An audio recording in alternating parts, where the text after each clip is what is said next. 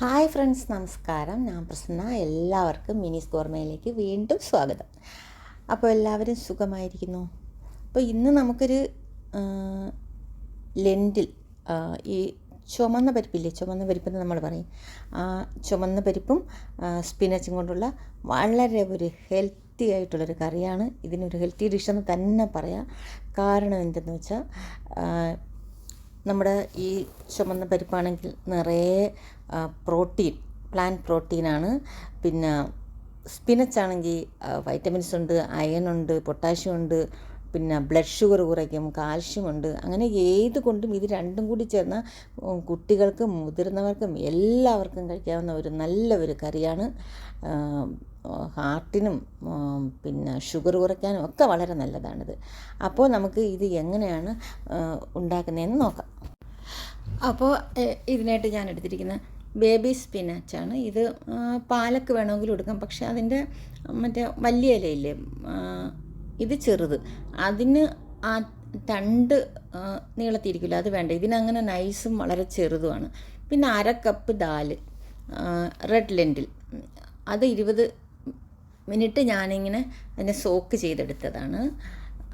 അപ്പോൾ പെട്ടെന്ന് വെന്ത് കിട്ടും അത്. പിന്നെ ഒരു സവാള, ഒരു മീഡിയം സവാള 110 ഗ്രാം വരും. ഒരു ടൊമാറ്റോ ഒരു 100 ഗ്രാം വരും. പിന്നെ 2 പച്ചമുളകും ഇഞ്ചിയും വെളുത്തുള്ളി.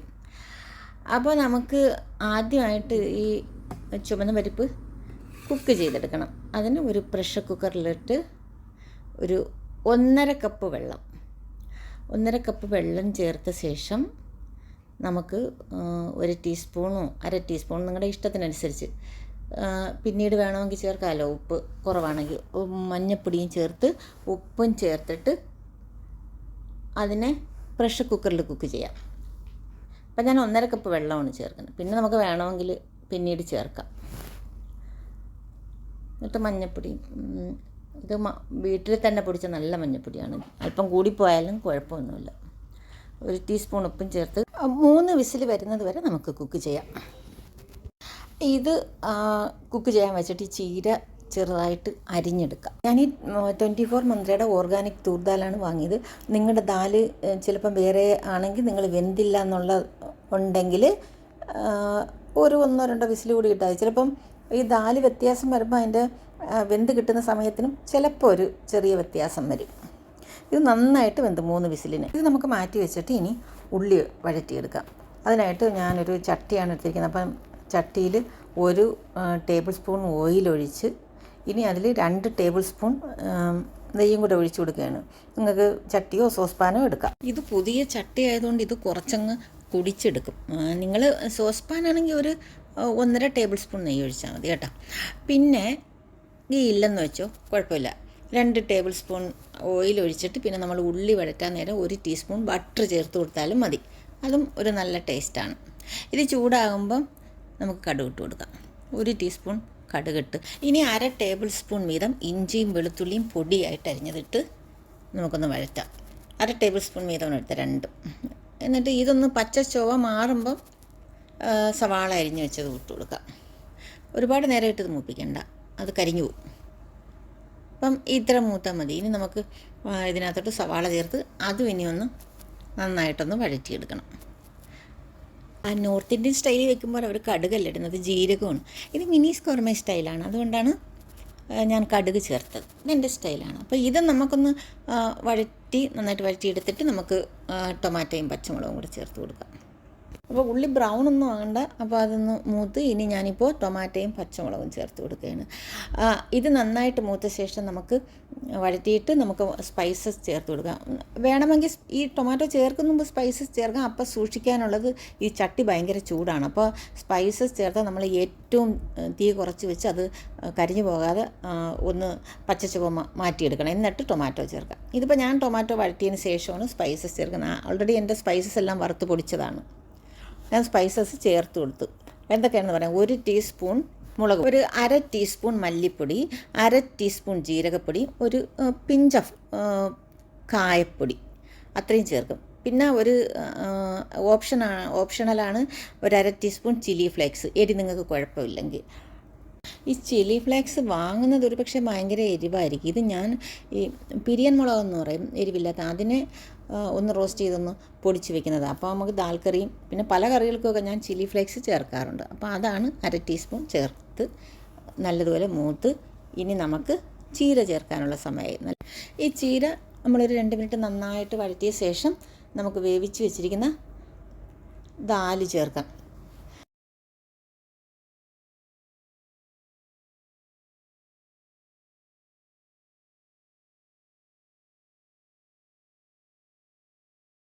ഞാനൊരല്പം കൂടെ ഉപ്പ് ചേർത്ത് കൊടുക്കുകയാണ്. അപ്പോൾ നിങ്ങൾ ഈ ചീരയല്ല ഏത് ഇലക്കറി വെച്ചാലും നോക്കിയിട്ട് ഉപ്പ് ചേർക്കാവൂ. ചിലപ്പോൾ ഉപ്പ് കൂടിപ്പോവും, അതിന് നമ്മൾ ഉപ്പും കൂടെ ചേർക്കപ്പോൾ. അല്ലെങ്കിൽ നിങ്ങൾ പരിപ്പ് ചേർത്ത ശേഷം നോക്കിയിട്ട് ഉപ്പ് ചേർത്താൽ മതി നിങ്ങളുടെ ഇഷ്ടത്തിനനുസരിച്ച്. ഞാൻ അല്പം കൂടെ ചേർത്ത് കൊടുത്ത് ഇനി ഞാൻ ഇളക്കിയിട്ട് ഇനിയിപ്പം ഇതിലോട്ട് ദാല് ചേർത്ത് കൊടുക്കാൻ പോവുക. ഇത് ഓർഗാനിക് ബേബി സ്പിനാച്ചായിരുന്നു.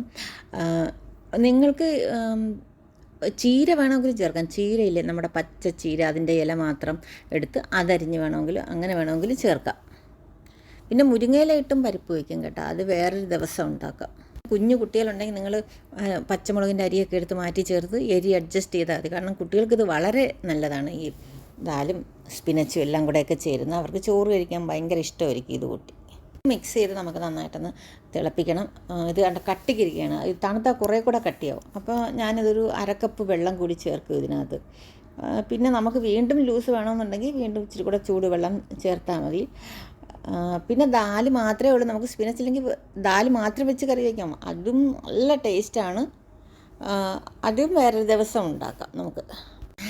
ദാലുണ്ടെങ്കിൽ ചപ്പാത്തിക്കും ഒക്കെ നല്ലതാണ്. പിന്നെ നമുക്ക് ഒരു തോരനോ മെഴുക്കുരട്ടിയോ മീൻ ഫ്രൈയോ മതി. പിന്നെ ഫിഷ് കറി വേണമെന്നില്ല.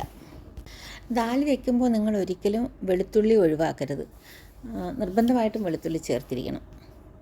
ഞാനൊരു 1/2 കപ്പ് വെള്ളം കൂടി ഇതിനകത്തോട്ട് ചേർത്ത് കൊടുക്കാൻ പോകാം. പിന്നെ എപ്പോഴും ഓർക്കണം, പച്ചവെള്ളം ഒഴിക്കരുത്, ചൂടുവെള്ളം വേണം നമ്മൾ ഒഴിക്കാൻ. വെള്ളമൊക്കെ ഒഴിച്ചിട്ട് വീണ്ടും നമുക്ക് ഉപ്പ് നോക്കാം. ഇപ്പോൾ എനിക്ക് തിക്നെസ് പോരാ, അപ്പോൾ ഞാൻ കുറച്ചുകൂടി വെള്ളം ചേർത്ത് നമ്മുടെ ഇഷ്ടത്തിനനുസരിച്ച് നമ്മൾ തിക്നെസ് ആക്കി വയ്ക്കാം. കുറച്ചുകൂടി ലൂസ് വേണമെങ്കിൽ കുറച്ചുകൂടി ചേർക്കാം. എന്നിട്ട് ഉപ്പ് നോക്കിയിട്ട് വീണ്ടും ചേർത്ത് കൊടുക്കുക. ഇനി നന്നായിട്ടൊന്ന് തിളയ്ക്കുമ്പോൾ നമുക്കിത് ഓഫ് ചെയ്യാം. പിന്നെ 1 ടീസ്പൂൺ നെയ്യിൽ ഒരു ഉണ്ടമുളകും 2 കറിവേപ്പിലയും. ഉണ്ടമുളക് അല്ലെങ്കിൽ നമുക്ക് വേണമെങ്കിൽ അല്പം ചില്ലി ഫ്ലേക്സ്, ഒരു 1/4 ടീസ്പൂൺ ചില്ലി ഫ്ലേക്സ് ഇട്ട് കറിവേപ്പിലയും കൂടെ അങ്ങനെ മൂപ്പിച്ചിടാം. പിന്നെ ഓപ്ഷണലാണ് കേട്ടോ, വേണ്ടെങ്കിൽ സ്കിപ്പ് ചെയ്യാം. ഞാൻ എന്തായാലും ചേർക്കുന്നുണ്ട്, കാരണം ഇവിടെ ഇപ്പോൾ കുഞ്ഞു കുട്ടികളൊന്നുമില്ല. ഇത് കറി സ്റ്റാറാണ് കേട്ടോ. അപ്പോൾ നിങ്ങളിത് ട്രൈ ചെയ്യണേ തീർച്ചയായിട്ടും. ഇഷ്ടമായെങ്കിൽ നിങ്ങൾ ലൈക്ക് ചെയ്യാനും മറക്കരുതേ. സബ്സ്ക്രൈബ് ചെയ്തിട്ടില്ലെങ്കിൽ സബ്സ്ക്രൈബ് ചെയ്യാനും മറക്കരുതേ. അപ്പോൾ നമുക്ക് അടുത്തൊരു വീഡിയോയുമായിട്ട് വീണ്ടും കാണാം. Thank you, by.